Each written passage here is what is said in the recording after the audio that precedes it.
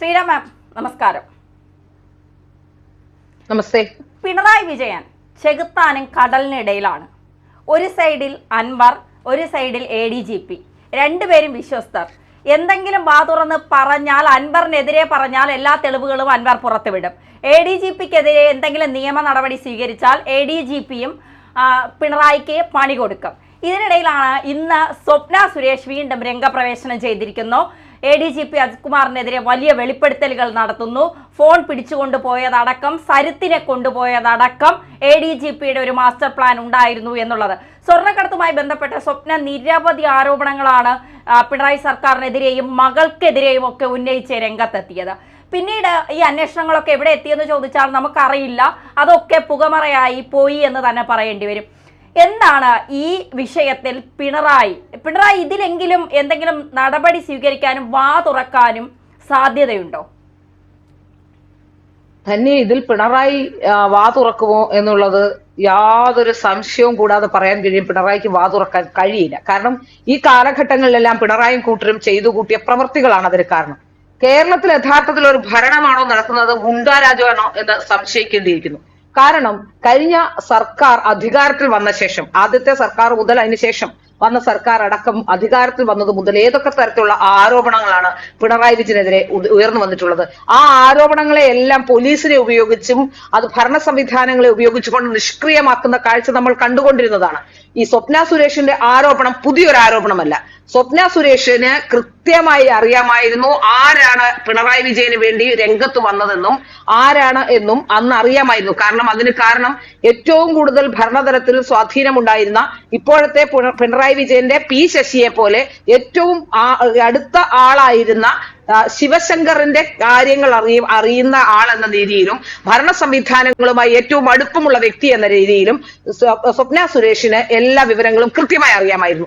അതുകൊണ്ട് തന്നെയാണ് സ്വപ്ന സുരേഷിനെ ആദ്യം മുതൽ തന്നെ സ്വർണ്ണക്കടത്തുമായി ബന്ധപ്പെട്ടും നയതന്ത്ര ഓഫീസിലെ ഇതുമായി ബന്ധപ്പെട്ടും ഒക്കെ പ്രശ്നമുണ്ടായപ്പോൾ സ്വപ്ന സുരേഷിനെ ആദ്യം മുതൽ തന്നെ ക്രൂശിക്കുന്ന നിലപാടിലേക്ക് പിണറായി വിജയൻ എത്തിയത്. സ്വപ്ന സുരേഷിനെ കൈവിടുകയായിരുന്നു യഥാർത്ഥത്തിൽ. അതുപോലെ തന്നെ ശിവശങ്കറിനെയും കൊലയ്ക്ക് കൊടുക്കുകയായിരുന്നു പിണറായി വിജയൻ എന്നാണ് മനസ്സിലാക്കാൻ സാധിച്ചത്.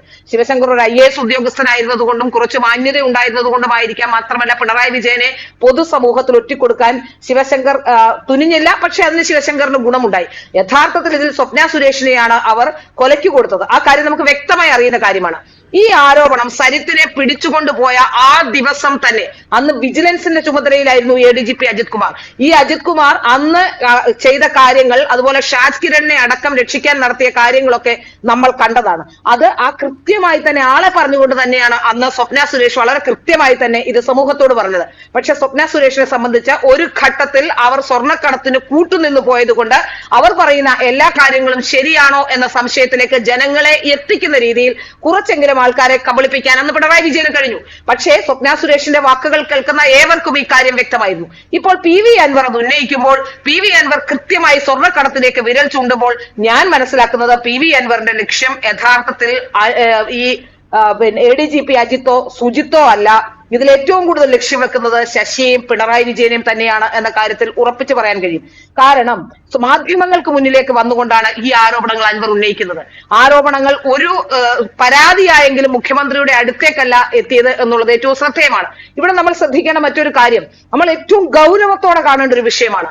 അൻവർ ഉന്നയിച്ച ആരോപണങ്ങൾ, അതായത് ഭരണപക്ഷ MLA ആണ് ഈ തരത്തിൽ അവിടുത്തെ ADGPക്കെതിരെ അതുപോലെ തന്നെ പൊളിറ്റിക്കൽ സെക്രട്ടറിക്കെതിരെ ആരോപണം ഉന്നയിച്ചുകൊണ്ട് രംഗത്ത് വന്നത്, ഒരു SP-ക്കെതിരെ ആരോപണം ഉന്നയിച്ചുകൊണ്ട് രംഗത്ത് വന്നത് ആരാണ്? ഭരണപക്ഷ MLA ആയ അൻവറാണ്. അതിൽ മറ്റൊരു ധ്വനി കൂടിയുണ്ട്. അൻവർ ഈ വിഷയം പുറത്തേക്ക് വന്ന് പറയുന്നതിന് കാരണം ഒരുപക്ഷെ P ശശിയുടെ മുഖ്യമന്ത്രിയുടെ ഓഫീസിലെ ഇടപെടൽ തന്നെയാണെന്ന് ഞാൻ വിശ്വസിക്കുന്നു. കാരണം P ശശി മറ്റുള്ളവരെ ആരെയും പിണറായി വിജയന്റെ അടുത്തേക്ക് എത്തിക്കാനുള്ള സംവിധാനങ്ങളിലോ അല്ലെങ്കിൽ പിണറായി വിജയന്റെ അടുത്തേക്ക് മറ്റൊരാൾക്ക് ഒരു ആക്സസോ ഇല്ല എന്നാണ് ഞാൻ മനസ്സിലാക്കുന്നത്. അതുകൊണ്ട് തന്നെയാണ് P ശശി ഏതാണ്ട് ഒരു വലിയ അധോലോകമായി അവിടെ പ്രവർത്തിക്കുന്നുണ്ട്. പോലീസിലും അടക്കം പലതരത്തിലുള്ള ആരോപണങ്ങൾ ഉണ്ടായിട്ടും P ശശിയെ സംരക്ഷിച്ചു നിർത്തുന്നതിന്റെ പിന്നിലും ചില കാരണങ്ങളുണ്ട്. ഇപ്പോ പിണറായി വിജയൻ തൃശങ്കുവിലാണെന്ന് തന്നെ പറയേണ്ടിയിരിക്കുന്നു. കാരണം പിണറായി വിജയനെ സംബന്ധിച്ചിടത്തോളം ഒരു ഓപ്ഷനുമില്ല. അൻവർ പൊതുരംഗത്ത് വന്നുകൊണ്ടാണ് ഇത്തരത്തിലുള്ള ആരോപണങ്ങൾ ഉന്നയിച്ചത്. ആ ആരോപണങ്ങളുമായി ബന്ധപ്പെട്ട് എനിക്ക് മനസ്സിലാക്കുന്നത് ഇന്ന് ഷോൺ ജോർജ് ഈ ആരോപണവുമായി ബന്ധപ്പെട്ട് DGPയോട് ആവശ്യപ്പെട്ടിരിക്കുന്നു കേസെടുക്കണമെന്ന്. കാരണം ഒരു കുറ്റകൃത്യം നടന്നു എന്നറിഞ്ഞാൽ ആ കുറ്റകൃത്യങ്ങൾ ഒരു ജനപ്രതിനിധി എന്ന രീതിയിൽ അത് പുറത്തു പറയാതിരിക്കുന്നതും അത് പുറത്തു പറയുന്നതും പൊതുരംഗത്ത് പുറത്തു പറയുമ്പോൾ പോലും ഒരു അന്വേഷണത്തിന് ഏജൻസികളെ സമീപിക്കാത്തത് നിയമത്തെ അംഗീകരിക്കുന്നില്ല എന്നതിന് തുല്യമാണ്. സാധാരണഗതിയിൽ ഇത്തരത്തിലുള്ള കേസുകൾ നമുക്കറിയാം, സാധാരണഗതിയിൽ നൽകേണ്ട പരാതി എവിടെയാണ്? പോലീസിലാണ്. എന്നാൽ പോലീസിലെ ആരെയാണ് ഇപ്പോൾ വിശ്വസിക്കാൻ കഴിയുക? ADGPക്കെതിരെ, അതും ലോ ആൻഡ് ഓർഡറിന്റെ ADGPക്കെതിരെയാണ് ആരോപണം ഉയർന്നത്. ഈ ആരോപണം ഗൗരവത്തോടെ തന്നെ കാണേണ്ട ആരോപണമാണ്. ഇതിനിടയിൽ ഒരു കാര്യം ചോദിക്കട്ടെ. എന്തായാലും PV അൻവറിന്റെ ഈ ആരോപണങ്ങൾ പ്രത്യേകിച്ച് ഭരണപക്ഷത്തിരിക്കുന്ന ഒരു MLA വലിയ രീതിയിലുള്ള ആഭ്യന്തരം മുഖ്യമന്ത്രിയുടെ കയ്യിലാണ്. ആ ആഭ്യന്തരത്തിന് കീഴിലുള്ള പോലീസുകാർക്കെതിരെയാണ് ഗുരുതരമായ ആരോപണം ഉന്നയിക്കുന്നത്. ഇനി അൻവർ വാ തുറന്നാൽ അത് പിണറായിക്ക് വലിയ രീതിയിലുള്ള പണി കിട്ടുമെന്ന് നന്നായിട്ട് മനസ്സിലായി. അതുകൊണ്ടൊരു രഹസ്യ അജണ്ട തയ്യാറാക്കാനുള്ള എന്തെങ്കിലും നീക്കം നടത്തുന്നുണ്ട്. അതായത് PV അൻവറിനെ ഈ മന്ത്രിസഭയിലേക്ക് കൊണ്ടുവരാനോ ഒരു മന്ത്രിപദം നൽകാനോ ഉള്ള സാധ്യത കാണുന്നുണ്ടോ? ധന്യ, ഈ വിഷയത്തിൽ രണ്ട് തരത്തിലാണ് നമുക്ക് ചിന്തിക്കേണ്ടത്. നമുക്ക് കൃത്യമായ വിവരങ്ങളില്ലെങ്കിൽ പോലും ഒന്നുകിൽ പിണറായി വിജയന് ഈ വിഷയങ്ങൾ സെറ്റ് ചെയ്യാൻ അൻവറിനെ മന്ത്രിയാക്കാം. കാരണം മന്ത്രിസഭാ പുനഃസംഘടന അടക്കം വരാനിരിക്കുന്നു.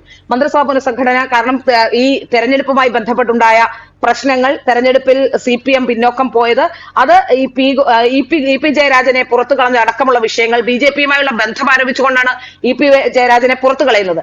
അത് യഥാർത്ഥത്തിൽ പിണറായി വിജയൻ എന്തിനാണ് ചെയ്തതെന്ന് വെച്ചാൽ സ്വന്തം ഇഷ്ടക്കാരനായി EP പോലും മാറ്റി നിർത്താൻ ശ്രമിക്കുന്നത് എന്തുകൊണ്ടാണെന്ന് വെച്ചാൽ തെരഞ്ഞെടുപ്പിൽ തന്റെ ഭരണപരാജയമല്ല ഇത്, EP-യുടെ BJP ബന്ധം പുറത്തു വന്നതുകൊണ്ടാണ് തെരഞ്ഞെടുപ്പിൽ CPMന് ഇത്ര വലിയ തിരിച്ചടി ഉണ്ടായത് എന്ന് കാണിക്കാൻ വേണ്ടിയാണെന്നാണ് എനിക്ക് മനസ്സിലാക്കാൻ സാധിക്കുന്നത്. അതുമാത്രമല്ല, മറ്റൊരു പ്രധാനപ്പെട്ട കാര്യം, ഇപ്പോ അൻവർ ഈ ആരോപണങ്ങളുമായി വരുമ്പോൾ നമുക്ക് മനസ്സിലാക്കാൻ സാധിക്കുന്ന മറ്റൊരു കാര്യം കൂടിയുണ്ട്. അൻവർ ഒരുപക്ഷെ സെറ്റിൽമെന്റിന് താൽക്കാലിക വെടിനിർത്തൽ പ്രഖ്യാപിച്ചെങ്കിലും അൻവറിന്റെ പിന്നിൽ ചില ലക്ഷ്യങ്ങളുണ്ട് എന്ന് എനിക്ക് മനസ്സിലാക്കാൻ സാധിക്കുന്നു. അൻവറിന് ഒരുപക്ഷെ പാർട്ടിയോടുള്ള കൂറാണ് എന്ന് ഞാൻ വിശ്വസിക്കുന്നില്ല. കാരണം അൻവർ പാർട്ടിയുടെ ആളല്ല, പാർട്ടിയോടൊപ്പം നിൽക്കുന്നുവെങ്കിൽ പോലും സ്വതന്ത്ര MLA ആണ്. അപ്പോൾ അത് മനസ്സിലാക്കുമ്പോൾ നമുക്ക് മനസ്സിലാക്കാൻ സാധിക്കുന്നത് സാധാരണ ഒരു സഖാവിന് തോന്നുന്ന പാർട്ടിയോടുള്ള സ്നേഹമോ ഒന്നും ഉണ്ടാകാൻ സാധ്യതയില്ല. പക്ഷേ അൻവറിനെ മുൻനിർത്തി CPMൽ തന്നെ ചിലർ ഇതിന്റെ പിന്നിലുണ്ട് എന്ന തരത്തിലുള്ള സൂചനകൾ വരുന്നുണ്ട്. അതിന് കാരണം എന്താണെന്ന് ചോദിച്ചാൽ, ഇപ്പോൾ നടക്കുന്ന യഥാർത്ഥത്തിൽ CPMൽ സാധാരണഗതിയിൽ VS-ഉം പിണറായി വിജയനും തമ്മിലുണ്ടായത് വ്യക്തിപരമായ തർക്കങ്ങളായിരുന്നു. ഒരു പക്ഷേ ഇപ്പോൾ പിണറായി വിജയനും മറ്റുള്ളവരും തമ്മിൽ, മറ്റൊരു വിഭാഗവും തമ്മിൽ ഉണ്ടാകുന്നത് ആശയപരമായ തർക്കമാണെന്ന് കരുതേണ്ടിയിരിക്കുന്നു. ഇപ്പോ പിണറായിസം വേഴ്സസ് മാർക്സിസം എന്ന രീതിയിലേക്ക് പോകുന്നു. നേരത്തെ മറ്റുള്ളവർ തമ്മിലുണ്ടായിരുന്ന വ്യക്തിവൈരാഗ്യമാണ് ഉണ്ടായിരുന്നതെങ്കിൽ ഇന്നത് പാർട്ടിയുടെ പ്രത്യയശാസ്ത്രത്തെ തന്നെ ഇല്ലാതാക്കുന്ന പിണറായി വിജയന്റെ നിലപാടുകൾ, അത്തരത്തിലുള്ള നിലപാടുകൾ പിണറായി വിചാരിച്ചിരിക്കുന്നത് പിണറായിയെ ഒരു തരത്തിലും ആർക്കും ഒന്നും ചെയ്യാൻ കഴിയില്ല എന്ന ധാരണയായിരുന്നു. പാർട്ടിയിൽ തന്നെ ആർക്കും ചോദ്യം ചെയ്യാൻ കഴിയാത്തിടത്താണ് പുറത്തുനിന്നൊരാൾ വന്നിട്ട് പിണറായി വിജയനെ വളരെ പ്രതിരോധത്തിലാക്കുന്ന രീതിയിലുള്ള ഇത്തരത്തിലുള്ള ആരോപണങ്ങൾ ഉന്നയിക്കുന്നത്. അതും മുഖ്യമന്ത്രിയുടെ ഓഫീസിൽ, ആഭ്യന്തര വകുപ്പ് പിണറായി വിജയന്റെ കയ്യിൽ തന്നെയാണ്. പിണറായി വിജയനിലേക്ക് തന്നെ വിരൽ ചൂണ്ടുന്ന ആരോപണങ്ങളാണ് ഇപ്പോൾ അൻവർ ഉന്നയിച്ചിരിക്കുന്നത്. ഈ ആരോപണങ്ങൾ അത് കൊലപാതകം അടക്കമുള്ള വിഷയങ്ങൾ, ADGPയെ കൊലപാതകത്തിന്റെ, അതായത് ലോ ആൻഡ് ഓർഡറിന്റെ ചുമതലയുള്ള ADGPയെ അദ്ദേഹത്തിന് കൊലപാതകത്തിനടക്കം അങ്ങനെ ഒരു ബന്ധം ആരോപിക്കുമ്പോൾ തീർച്ചയായും അത് ചർച്ച ചെയ്യപ്പെടേണ്ട വിഷയം തന്നെയാണ്. സർക്കാരിനെ പ്രതിരോധത്തിലാക്കുന്ന വിഷയമാണ്. സർക്കാർ ഇവിടെ നടത്തുന്നത് എന്താണെന്നതിനെ സംബന്ധിച്ചുള്ള ചോദ്യങ്ങൾ ഉയരേണ്ടതാണ്. യഥാർത്ഥത്തിൽ ഏത് പ്രതിക്കാണ് അല്ലെങ്കിൽ ആർക്കാണ് ഈ സംസ്ഥാനത്ത് നീതി കിട്ടാൻ സാധ്യതയുള്ളത് എന്ന ചോദ്യം ഉയരുന്നില്ലേ? ഇപ്പോ സ്വപ്ന സുരേഷ് എന്ന് പറയുന്നു, അതീവ അത്യന്തം ഗൗരവമുള്ള കാര്യമാണ്. സ്വർണ്ണക്കടത്തിലടക്കം മുഖ്യമന്ത്രിയെ സംരക്ഷിച്ചു നിർത്താൻ ശ്രമിച്ചത് ADGP ആണെന്ന് പറയുമ്പോൾ ADGPക്ക് ആ ചുമതലയിലേക്ക് എത്തുമ്പോൾ, ലോ ആൻഡ് ഓർഡറിന്റെ ചുമതലയിലേക്ക് എത്തുമ്പോൾ ആ ചുമതലയിലേക്ക് എത്തിയതിന്റെ കാരണമടക്കം ചർച്ച ചെയ്യപ്പെടേണ്ടതാണ്. ഒരു സൂപ്പർ DGP ആയാണ് ADGP പ്രവർത്തിക്കുന്നത് എന്ന തരത്തിലുള്ള വാർത്തകളല്ലേ ഇപ്പോൾ പുറത്തു വന്നുകൊണ്ടിരിക്കുന്നത്. അതിൽ നമ്മൾ എന്താണ് മനസ്സിലാക്കേണ്ടത്? യഥാർത്ഥത്തിൽ ഒരു പൗരനും, ഈ ഭരണഘടന തൊട്ട് അതിൽ സത്യപ്രതിജ്ഞ ചെയ്യുന്നവരാണ് ഇവരേവരും. അപ്പോ അതിനെ, ആ നിയമവ്യവസ്ഥയെ അംഗീകരിക്കേണ്ട മുഖ്യമന്ത്രിയും ആഭ്യന്തരമന്ത്രി കൂടിയായ മുഖ്യമന്ത്രിയും ഒപ്പം ഇതിൽ വളരെ പ്രധാനപ്പെട്ട ഒരു ചുമതലയിലിരിക്കുന്ന, പ്രത്യേകിച്ച് ഒരു MLA ആയ ഒരു ജനപ്രതിനിധി കൂടിയായ അൻവറും തമ്മിലുള്ള ഈ തർക്കത്തിനിടയിലാണെങ്കിൽ പോലും ഈ വിഷയങ്ങൾ പുറത്തു വന്നത് ഒന്നുകിൽ CPMന്റെ ഒരു ഗുരുതരമായ വിഷയം, CPMനുള്ളിൽ ഉണ്ടായിരിക്കുന്ന വിഷയം, ഈ പാർട്ടിയുടെ അന്തകനായി പിണറായി വിജയൻ മാറുമോ എന്ന യഥാർത്ഥ കമ്മ്യൂണിസ്റ്റുകളുടെ ചിന്ത, ഇതൊക്കെ നമ്മൾ ചർച്ച ചെയ്യപ്പെടേണ്ടതാണ്.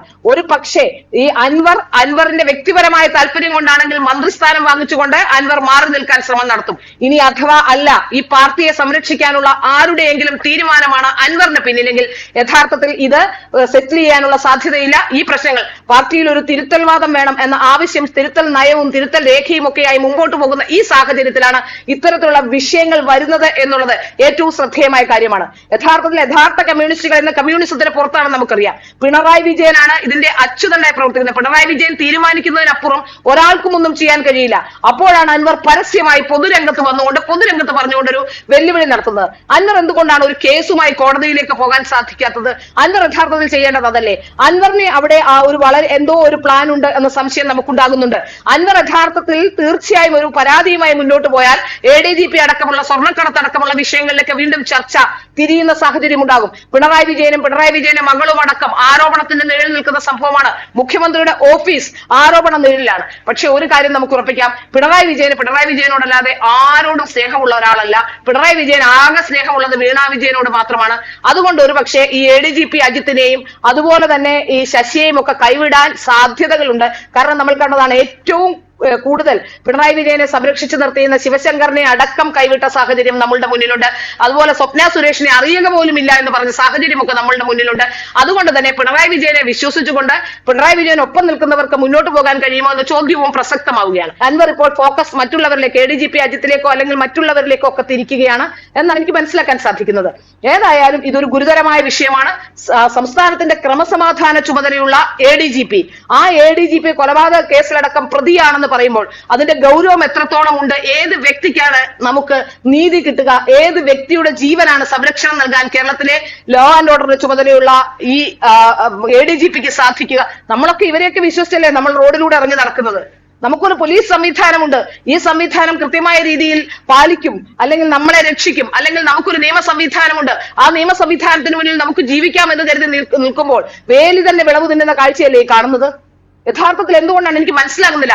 പ്രതിപക്ഷം ഒരു ചെറിയ തണുത്ത മട്ടിൽ ഇത്തരത്തിലുള്ള ആരോപണങ്ങൾ ഉന്നയിക്കുന്നു. ADGPയുമായി ബന്ധപ്പെട്ടുണ്ടായ ആരോപണങ്ങളിൽ രാഷ്ട്രീയ മുതലെടുപ്പ് നടത്താനോ അല്ലെങ്കിൽ അവരുടെ വിഷമങ്ങൾ പറഞ്ഞു തീർക്കാനോ മാത്രമാണ് ഇപ്പോൾ വലതുപക്ഷം ശ്രമിക്കുന്നത്. കോൺഗ്രസ് ഇവിടെ എന്താണ് ശ്രമിക്കുന്നത്? തൃശ്ശൂരിലെ തെരഞ്ഞെടുപ്പുമായി ബന്ധപ്പെട്ട വിഷയങ്ങൾ. കാരണം അവിടെ തോറ്റ രണ്ടുപേരും LDF UDF അവരുടെ രണ്ടുപേരുടെയും വിഷമം, അതായത് കഴുത കാമം കരഞ്ഞു തീർക്കുമെന്ന് പറയുന്ന പോലെ അവരവരുടെ വിഷമം കരഞ്ഞു തീർക്കാനാണ് ശ്രമിക്കുന്നത്. ഇവിടെ അതാണോ പ്രശ്നം? യഥാർത്ഥത്തിൽ ഇവിടുത്തെ പ്രതിപക്ഷം എന്താണ് ചെയ്തുകൊണ്ടിരിക്കുന്നത്? രണ്ട് BJPയും അതുപോലെ തന്നെ കോൺഗ്രസും അടക്കമുള്ളവർ രംഗത്ത് വരേണ്ട അവസ്ഥയെത്തിയിരിക്കുന്നു. ആകെ ഇവിടെ രംഗത്ത് വന്നത് ഇപ്പോൾ BJP നേതാവായ ഷോൺ ജോർജ് ആണ്. ഏതായാലും ഇതിനെതിരെ ഗൗരവകരമായ വിഷയത്തിലേക്കാണ് ഇപ്പോൾ അൻവർ വിരൽ ചൂണ്ടിയിരിക്കുന്നത്. ആ വിഷയവുമായി ബന്ധപ്പെട്ട് ഗൗരവകരമായ ചർച്ച തന്നെ ഉണ്ടാകണം. അവിടെ പിണറായി വേഴ്സസ് മാർക്സിസം ആണോ അതോ എന്താണ് ഇതിന്റെ പിന്നിലുള്ള യഥാർത്ഥ കാരണം എന്നതിനെ സംബന്ധിച്ച് കൂടി അന്വേഷണം പോകുന്നുണ്ട്. പാർട്ടിയിലേക്കുള്ള ഒരു മാറ്റമാണെങ്കിൽ കൂടി, പാർട്ടിയിൽ അവർ മാറ്റം ആഗ്രഹിക്കുന്നുണ്ടെങ്കിൽ കൂടി അവർക്കൊരു പക്ഷേ വ്യക്തമായിട്ടുണ്ടാകും പിണറായിയുടെ കീഴിൽ നടക്കുന്നത് ഗുണ്ടാരാജാണ് എന്നുള്ളത്. അതുകൊണ്ടായിരിക്കാം ഒരുപക്ഷെ ഈ സർക്കാർ ഗുണ്ടാരാജ് നടപ്പാക്കുന്നു എന്ന രീതിയിലുള്ള കാട്ടുനീതി നടപ്പാക്കുന്നു എന്ന് പറയേണ്ടിയിരിക്കുന്നു. അത്തരത്തിലുള്ള നീതി നടപ്പാക്കുന്നതുകൊണ്ടായിരിക്കാം ഒരുപക്ഷെ ഇത്തരത്തിലുള്ള ആരോപണങ്ങളുമായി PV അൻവർ അടക്കം പുറത്തേക്ക് വരേണ്ട സാഹചര്യം ഉണ്ടായത്.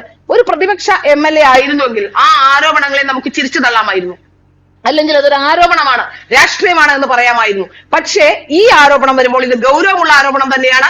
അൻവറിനെതിരെ കേസെടുക്കണമെങ്കിൽ അത്തരത്തിലുള്ള കേസ് എടുത്തുകൊണ്ട് തെളിവ് ശേഖരിച്ചുകൊണ്ട് അതിനുള്ള കാരണങ്ങൾ നോക്കിക്കൊണ്ട് ചെയ്യണം. അത് മാത്രമല്ല ഇതിൽ വേറെയും ഗുരുതരമായ ചില ആരോപണങ്ങൾ ഇരുന്നിട്ടുണ്ട്. അതായത് ഫോൺ ചോർത്താനുള്ള സംവിധാനമുണ്ട് എന്ന് പറയുന്ന രീതിയിലേക്ക്, അതായത് ADGPക്ക് ഫോൺ ചോർത്താനുള്ള സംവിധാനമുണ്ടെന്ന് പറയുന്നു. PV അൻവർ അദ്ദേഹം ഫോൺ ചോർത്തിയിട്ടുണ്ട് എന്ന് പറയുന്നു. ഇത് രണ്ടായാലും തെറ്റ് തന്നെയാണ്. ആര് ചോർത്തിയാലും ഈ വിഷയങ്ങൾ തെറ്റ് തന്നെയാണ്. ഇപ്പൊ PV അൻവറിനോട് നമുക്ക് അല്പമെങ്കിലും ക്ഷമിക്കാൻ കഴിയും. ഇത്തരത്തിലുള്ള ഒരു ക്രൈം നടന്നിട്ടുണ്ടെങ്കിൽ ആ ക്രൈം കൊണ്ടുവന്ന് അതും തെറ്റ് തന്നെയാണ്. എങ്കിൽ പോലും നമുക്ക് അത്തരത്തിലുള്ള ക്രൈം പുറത്തു വരാനുള്ള കാരണമായത് അത്തരത്തിലുള്ള ഒരു കാര്യമാണെന്നെങ്കിലും സാധാരണക്കാരനെ ആശ്വസിക്കാം. പക്ഷെ നിയമത്തിന്റെ മുന്നിൽ അതും തെറ്റ് തന്നെയാണ്. പക്ഷേ ഈ ADGPക്ക് അടക്കം മറ്റുള്ളവരുടെ സ്വകാര്യതയിലേക്ക് കടന്നു കയറാനോ, അത് സൈബർ സെക്യൂരിറ്റിയുമായി ബന്ധപ്പെട്ട വിഷയമാണ്. സൈബർ മേധാവിയാണ് അതിന് മറുപടി പറയേണ്ടത്. ഫോൺ ചോർത്തിയിട്ടുണ്ടെങ്കിൽ എങ്ങനെ ചോർത്തി എന്നതിനെ സംബന്ധിച്ച് അന്വേഷണം ഉണ്ടാകണം. യഥാർത്ഥത്തിൽ നമുക്ക് മനസ്സിലാക്കാൻ സാധിക്കുന്നത് അങ്ങനെ ഒരു ഫോൺ ചോർത്താൻ S വെങ്കടേഷ് ആണ് ഇപ്പോ സൈബറിന്റെ ചുമതലയുള്ളത്. അദ്ദേഹം അതിന് തയ്യാറാകില്ല. അദ്ദേഹം നല്ലൊരു ഉദ്യോഗസ്ഥനാണ്. അവിടെ എന്താണ് നടക്കുന്നതെന്ന് കൂടി അദ്ദേഹം കൂടി അതിൽ വിജിലന്റ് ആവേണ്ടതുണ്ട്.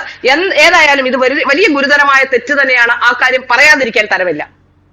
തീർച്ചയായിട്ടും ഇക്കാര്യത്തിൽ സ്വപ്നയും കൂടി ഇപ്പൊ രംഗത്തെത്തിയ സാഹചര്യം നിലനിൽക്കെ ഇക്കാര്യത്തിൽ കൂടുതൽ അന്വേഷണങ്ങൾ ഉണ്ടാകട്ടെ. എന്താണ് അൻവർ ലക്ഷ്യം വെക്കുന്നത് എന്നുള്ള കാര്യത്തിലും പെട്ടെന്ന് തന്നെ ഒരു വിവരങ്ങൾ പുറത്തു വരട്ടെ എന്ന് നമുക്ക് പ്രതീക്ഷിക്കാം. വളരെ നന്ദി. നന്ദി. കൂടുതൽ വാർത്തകളും വിശേഷങ്ങളും നിങ്ങളിലേക്ക് എത്താൻ ABC മലയാളം സബ്സ്ക്രൈബ് ചെയ്യുക, ബെൽബട്ടനും അമർത്തുക.